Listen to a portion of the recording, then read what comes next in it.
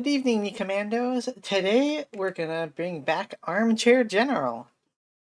So, if you remember last time, it's been a long time, but we were covering Ukraine and Israel, and now we're just going to be covering Ukraine updates from here on out. Mostly because the Israeli stuff ended. And if I don't know if you'll remember from last time, but we're gonna start with Kursk. So Kursk has changed quite a bit. They've pulled out of the entire area due to there's a little bit of a battle that happened, and we'll talk about that in a minute. But we are switching over. I'm not going to be making my own maps anymore, just because it's really, really hard to do that.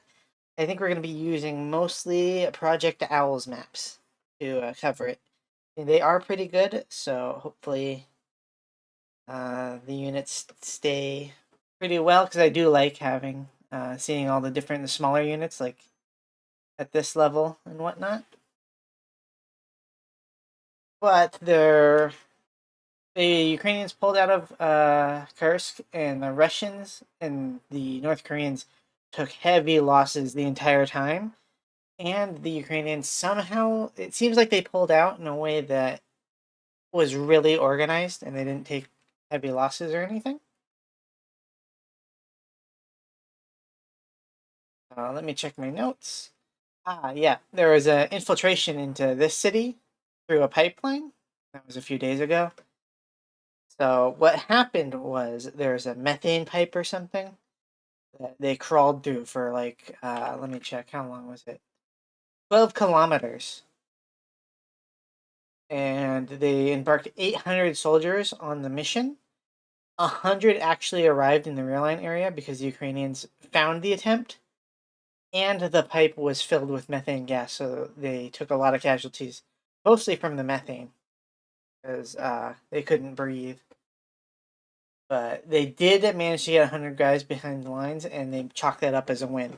So that's the kind of ratios you're looking at for what Russia defines as success. I think, let me check the notes again. Yeah, the Ukrainians also used cluster munitions on the pipe. So the Russians did lose basically an entire battalion doing this, but also they did take the entire Kursk area. So I guess that's a win after losing however many troops they lost to do this.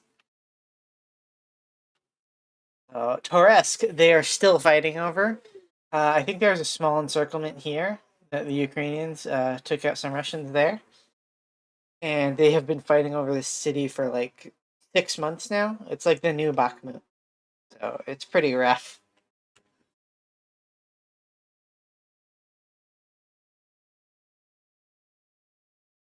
Let's check. Moving on. The Pokrovsk area, that's a long time ago. That was around Volodar, which is right here. You can see on the map. So they did take quite a bit of territory, but both Ukraine and Russia have sustained heavy casualties in this area, and it seems like it's slowing down. And so I'll try and get more details on that fight in a future update. But it's been a while since I updated, so this is just kind of a quick little update. And then for strategic news, the Ukrainians are saying they're making 200,000 drones a day. So that's mostly going to be kamikaze drones, but it's also like reconnaissance drones and like bigger, longer range drones, which they have been using in attacks on Russian oil industry. So total, starting from I think this year, they're estimating that Russian oil production has dropped 10% as a total result from sanctions, market forces, and the drone attacks that Ukraine has been doing. And I think there's another big attack today or yesterday that is not going to be shown in this numbers, but I think it was the biggest one yet. Like 300 to 400 drones attacking various oil production sites all over Russia.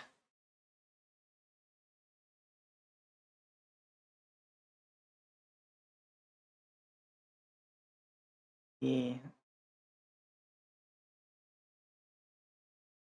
I think that's all I have for today. So hopefully you guys had a little bit of fun with that.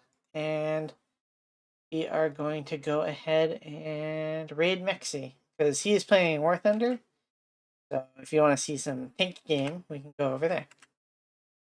So thank you for everyone who listened, and have a good weekend, everybody.